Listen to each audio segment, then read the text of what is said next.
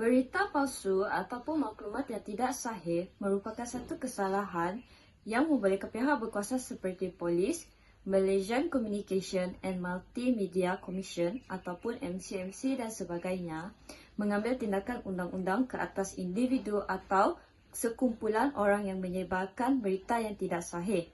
Maksud di sini, berita palsu ataupun maklumat yang tidak sahih merupakan maklumat atau berita yang tidak mempunyai bukti ataupun fakta yang kukuh. Salah satu tujuan individu atau mereka yang menyebarkan berita palsu ini adalah untuk mengumpan pengguna atau dikenali sebagai clickbait dengan menggunakan tajuk berita atau maklumat yang tidak relevan demi kepentingan mereka sendiri.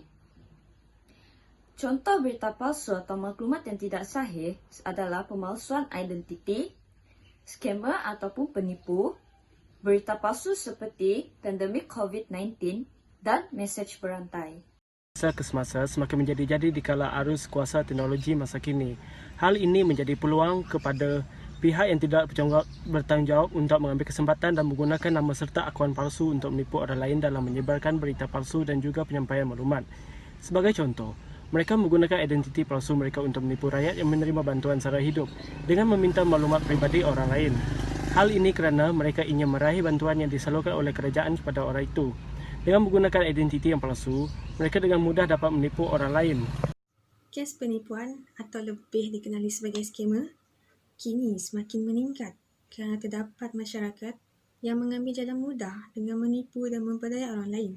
Skamer ini juga melibatkan pembelian barangan dalam talian seperti urusan perbankan internet iaitu Lazada, Facebook, Shopee dan banyak lagi. Contohnya, skamer mampu mencipta laman web palsu dan berselindung di sebalik agensi yang sah seperti penjualan gadget, baju, kasut dan sebagainya.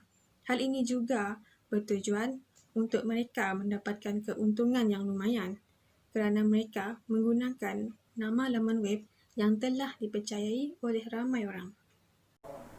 Selain itu, maklumat atau berita palsu.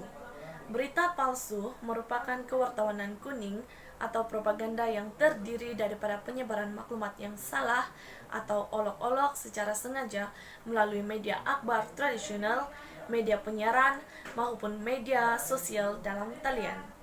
Selalunya ianya menggunakan tajuk berita yang sensasi, tidak jujur, atau direka semata-mata untuk menggalakkan pembacaan dan perkongsian dalam talian. Contohnya, berita daripada Al Jazeera mengenai dokumen terbaru yang berjudul Lock Up in Malaysia Lockdown yang telah disifatkan memberi gambaran yang tidak tepat sehingga mencalarkan imej negara, yang mana beliau telah menyebarkan maklumat palsu mengenai cara Malaysia menangani pendatang tanpa izin dalam usaha mengekang penularan COVID-19. Seterusnya ialah ketidaksahihan surat berantai. Surat berantai ataupun mesej berantai ialah di mana apabila seseorang pembaca membaca satu berita, beliau hendaklah menyebarkan berita tersebut. Jika beliau menyebarkan berita tersebut, beliau akan dijanjikan dengan sesuatu kebaikan ataupun rezeki. Ataupun jika beliau tidak menyebarkan berita tersebut, beliau akan ditimpa kecelakaan. Seperti yang kita sedia maklum, mesej berantai ini adalah bersifat khurafat dari segi agama Islam. Sebagai info tambahan, kerajaan India telah menyekat mesej berantai ataupun surat berantai ini di aplikasi WhatsApp. Sesiapa yang berbuat demikian, mereka akan dikenakan tindakan kesalahan jenayah di India.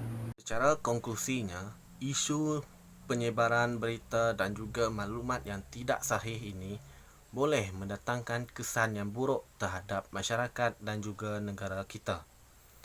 Masyarakat haruslah mengambil langkah yang bijak, iaitu meneliti terlebih dahulu segala berita dan juga maklumat yang dikeluarkan oleh pihak media massa dan juga media cetak. Sekiranya terdapat berita dan maklumat yang tidak sahih, masyarakat haruslah melaporkan kepada pihak yang bertanggungjawab supaya pihak ini menjalankan siasatan sebelum berita dan maklumat ini tersebar secara meluas. Oleh itu, kerjasama daripada semua pihak amatlah diperlukan bagi memastikan penyebaran berita dan maklumat yang tidak sahih ini tidak lagi menjadi satu isu di dalam negara kita.